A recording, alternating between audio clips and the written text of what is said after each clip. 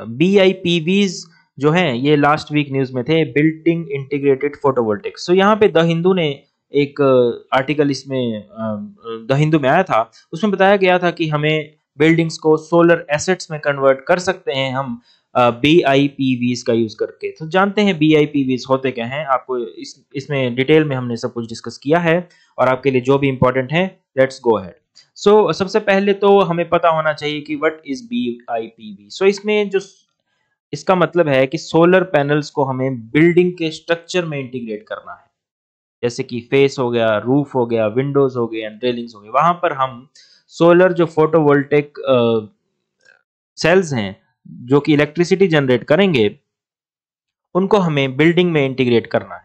देखिए, जो कि हमारे रूफ टॉप सोलर सिस्टम होते हैं, वहां पे हम सिर्फ रूफ पे ही आपके घर के आसपास भी होंगे, आपके घर पे भी हो सकते हैं, तो सिर्फ रूफ पे वहां पे हम सोलर पैनल्स को इंस्टॉल करते हैं। बट इसमें बाकी जो मटेरियल्स हैं, जैसे कि ग्लास है, टाइल्स हैं, क्लैडिंग है, वहां पर हम इसको यूज कर सकते हैं। एग्जांपल्स की अगर हम बात करें, सो ट्रांसपेरेंट और सेमी ट्रांसपेरेंट सोलर पैनल्स को विंडोज और स्काईलाइट्स में यूज किया जा सकता है। हमने आपके लिए इसमें यहाँ पे देखिए, it will give you more idea. ये एक BIPV का एग्जांपल है, हमने बिल्डिंग में ही इंटीग्रेट कर दिया है सोलर पैनल्स को। देखिए, रूफ टॉप पे है, वॉल की वॉल में हमने इसको इंस्टॉल कर दिया है, ये एक पूरी बिल्डिंग पे ही BIPV है। ओके, यहाँ पे इसकी बैल्कनी पे भी इन्होंने लगा दिया है, वॉल पे लगा दिया है, सनशेड है इसके ऊपर लगा दिया है। So it must be sun facing, और आप इसको बिल्डिंग में इंटीग्रेट कर सकते हैं और आपकी जो सोलर प्रोडक्शन है वो एक्सपोनेंशियली इंप्रूव होगी। बिकॉज पहले आप सिर्फ रूफ टॉप पे लगा रहे थे, पहले आप सिर्फ इतना ही सोलर पैनल यूज कर पा रहे थे, but it has improved, I would say drastically, because ये इससे बहुत ज़्यादा एरिया कवर हो जाएगा। सो देखिए इंपॉर्टेंस क्या है, देखिए डुअल फंक्शनैलिटी है, एक तो आपके लिए सोलर एनर्जी बनाएगा और दूसरा स्ट्रक्चरल कंपोनेंट का भी पार्ट होगा, ग्लास का काम करेगा, ऊपर रेन शेडो का काम करेगा, बैल्कनीज में हो सकता है। एस्थेटिकली भी ये कंपैटिबल है, ठीक है। सो इनको हम जैसे यहाँ पे आप देखिए, इट लुक्स ग्रेट। इस बिल्डिंग को अगर हम देखें, so it is looking aesthetically very good, ठीक है। सो इसको हम एयरपोर्ट या रेलवे स्टेशन पर इंटीग्रेट कर सकते हैं। और ये यहाँ पे काफ़ी इंपॉर्टेंट डाटा फैक्ट है आपके लिए, जो हमारा एग्जिस्टिंग बिल्डिंग्स हैं इंडिया में, उनकी जो कैपेसिटी है, अगर उनमें हम BIPVs को इंटीग्रेट करें, तो 309 गीगावाट का एनर्जी पोटेंशियल एग्जिस्टिंग बिल्डिंग से इंडिया के पास अभी भी है, और लॉन्ग टर्म सेविंग्स इससे होंगी, ठीक है।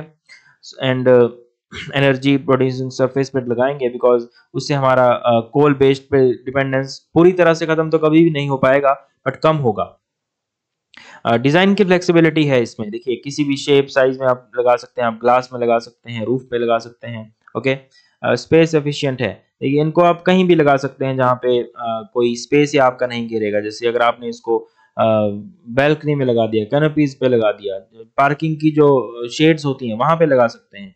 So it is space efficient, और कोई एक्स्ट्रा स्पेस की जरूरत यहाँ पे नहीं होने वाली है। चैलेंजेस इसमें काफ़ी ज़्यादा हैं, देखिए हाई इनिशियल कॉस्ट्स हैं, इतना काफ़ी ज़्यादा खर्चा करना पड़ेगा, पॉलिसी गैप्स हैं, अवेयरनेस की बहुत ज़्यादा कमी है, और टेक्निकल नो हाउ भी इसमें अभी उतना नहीं है। इंसेंटिव्स भी अभी नहीं है, BIP को जो बिल्डिंग प्लान्स हैं उनमें ऐड नहीं किया जाता है। इसमें यहाँ पे बताया गया है कि वे फॉरवर्ड क्या है। हमें फाइनेंशियल मॉडल्स को थोड़ा इनोवेट करना होगा। ये जो रेस्को मॉडल है, रिन्यूएबल एनर्जी सर्विस कंपनी, इसके बारे में मैं आपको थोड़ा बता देता हूँ। इसमें क्या है कि अगर किसी कंज्यूमर को अपने घर पे सोलर से रिलेटेड कोई भी पैनल्स लगाने हैं, या कोई जैसे उसका मान लीजिए 5 किलोवाट का प्लांट लगेगा, उसमें इन्वेस्ट रेस्को करेगी, ये कंपनी इन्वेस्ट करेगी, और उसके बाद जो बिल है या फिर जो भी उसकी इलेक्ट्रिसिटी प्रोडक्शन है, उसमें ही जो यूजर है उसका काम होगा। It works as a financing mechanism. Okay, so इसको हमें प्रमोट करना होगा, ये बताने की इसमें काफी टाइम लग जाएगा अगर डिटेल में जाएंगे, अभी हमें BIPVs पे ही फोकस करना चाहिए। लॉन्ग टर्म पावर परचेजिंग जो एग्रीमेंट्स हैं उन पे इसको हम इसको प्रमोट कर सकते हैं। और इंसेंटिव्स की यहाँ पे बात की गई है कि हमें जो एग्जिस्टिंग सोलर स्कीम्स हैं उनमें BIPVs को इंक्लूड किया जाए। ठीक है? इसमें एक यहाँ पे एक अच्छी चीज़ ये है कि जो पीएम सूर्य घर मुफ्त बिजली योजना है, वहाँ पे भी बीआईपीवी को एक ऑप्शन डाला गया है जहाँ पे कि रूफटॉप सोलर की अगर वहाँ पे नहीं ईज़िली हो पाएगा सो आप बीआईपीवी भी कर सकते हैं। इसके बारे में आपको थोड़ा बता देता हूँ, ये स्कीम है जहाँ पे 1 करोड़ हाउसहोल्ड्स को सब्सिडी दी जाएगी 3 किलोवाट तक के सोलर पावर प्लांट इंस्टॉल करने के लिए। इतना यहाँ पे आपको पता होना चाहिए।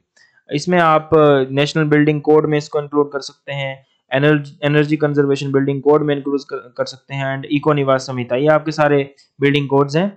इनमें आप बीआईपीवीएस को अगर इंक्लूड करेंगे तो वो बेटर रहेगा, ठीक है?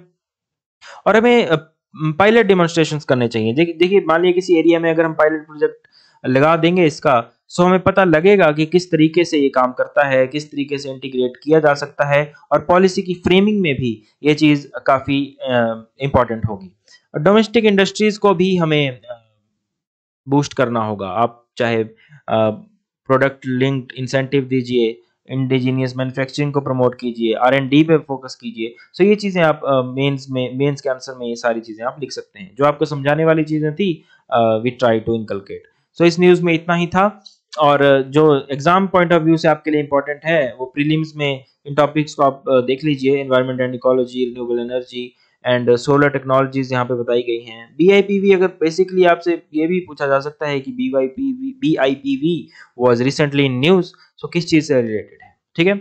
अगर जीएस 3 की बात करें, so infrastructure, environmental conservation, renewable energy and government policies क्या हैं, ग्रीन बिल्डिंग्स क्या होती हैं, ये सारी चीज़ें मेंस के जीएस 3 के पार्ट में आपके लिए इम्पोर्टेंट हो सकती हैं।